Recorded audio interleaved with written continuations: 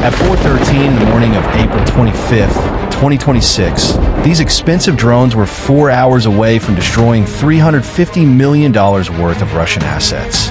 2 Su-57 Fallon and 1 Su-34 fullback. In an air defense bunker south of the Urals.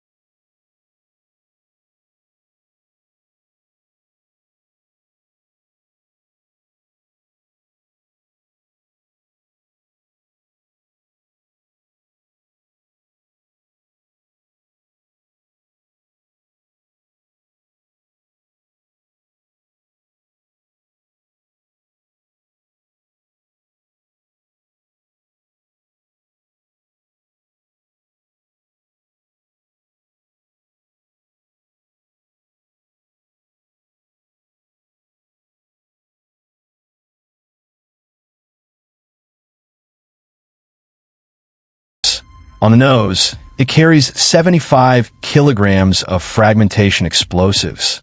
On the fuselage, there is an inscription that says, "I will take revenge." A quote from Romans 12 verse 19 printed on the first prototype in October 2022. A direct response to the Iranian Shahed 136 that Russia launched for months against Kiev. But the true heart of the Uzi was not in the explosive charge. It was in the brain. A small circuit board embedded inside the drone that allowed it to fly without GPS, without radio, and without asking permission from anyone. And that, my friend, was American technology. They flew at 150 meters above the trees, at 180 kilometers per hour, almost the speed of a sports car on highway. And it had a radar signature so small that the digital filter of the 96L6E classified them as electromagnetic noise, birds, moving branches, static. And this is where physics worked against the Russians. Every modern radar has an MTI filter, moving target indicator, programmed to eliminate anything moving below a certain minimum speed. Something moving too slowly, the system assumes it's noise and removes it from the screen. Think of it like a nightclub bouncer who won't let in people who are running. But if you walk in confident, calm, and casual, he probably won't notice you. The Ukrainian drones were designed to fly just below that threshold, 175, 180, 195 kilometers per hour maximum. Fast enough to travel far, slow enough that the bouncer doesn't see them. Meanwhile, 1,700 kilometers away, on a taxiway at Shagel Air Base near Chelyabinsk, the industrial heart of the Urals, 2 Su-57 Fallons were sleeping under the stars. With them, a Su-34 fullback, and with the Su-34, a fourth Sukhoi, the model Moscow will never confirm. Together, they cost approximately $350 million.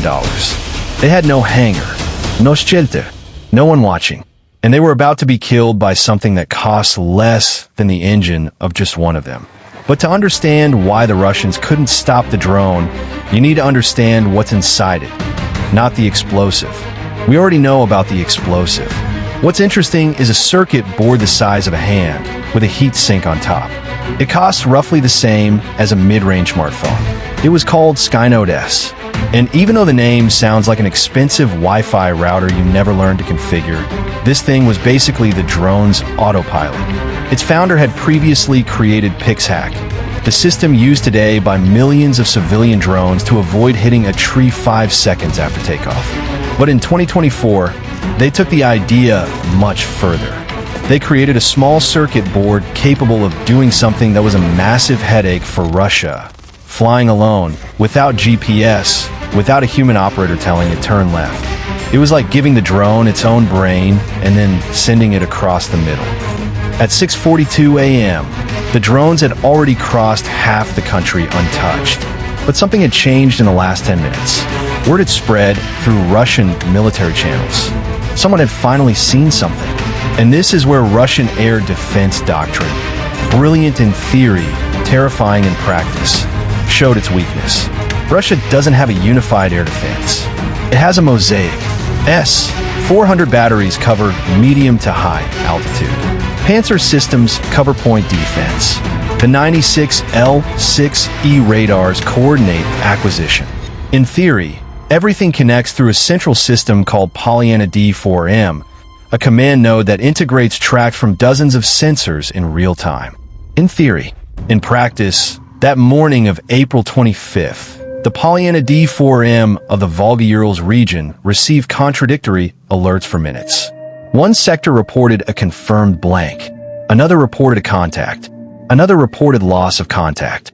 The human operator, with a phone in one hand and a keyboard in the other, had to make fire decisions with incomplete information. And he made the worst one. At 6:42 a.m., a Russian air defense battery deployed outside Ekaterinburg fired. What exactly they fired, Moscow will never confirm. Russian sources said a Ukrainian drone hit the building. Ukrainian sources said something else, that the Russian system tried to intercept and the missile missed. When missiles miss, their trajectory is unpredictable. Gravity wins. The missile falls where it can. That morning, it fell on the facade of the Trinity building.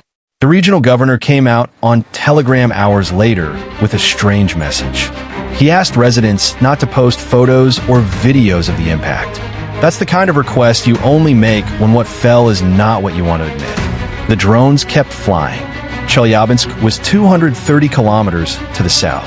Shagel, 240. The Russians had fired at ghosts in one city, while the real targets were sleeping in another. At 8:11 a.m., the engineer who had spent years flipping panels and signing labels was walking toward the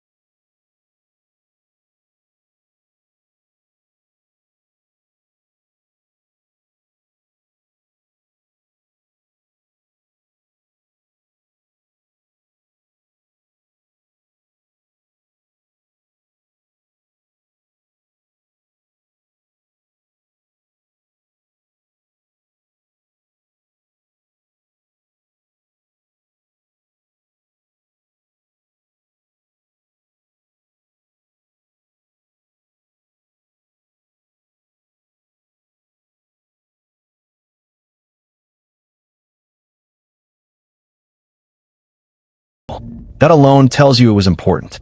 For aircraft, 3 deep strike weapons confirmed by satellite reconnaissance. 1 service vehicle, 0 functional air defense at the critical moment. At 8:13 a.m., 2 minutes had passed since the first impact. The black smoke column from Chagall was visible from the M5 Federal Highway, 8 kilometers away. The engineer was on the ground, covering his head, ears ringing.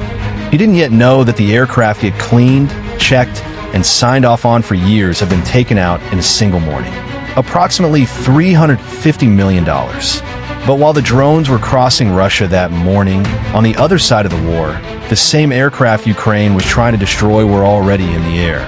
1,800 kilometers to the west, over Ukraine, other Russian Su-34s were launching missiles and drones against Dnipro, Kharkiv, and Odessa. That morning, Russia fired 47 missiles and more than 600 drones against Ukrainian cities. And 8 days later, it happened again. On May 3rd, Russian Su-34s launched missiles against Dnipro, the same bombers Ukraine had tried to erase from the map at Chagall. One hit a university dormitory. The Russians still had their Su-57s, and the Kremlin had to decide whether to keep sending them over Ukraine or protect them, because every Su-57 lost is between $100 and $120 million evaporating. Russia has just over 20 operational units of a program that promises 70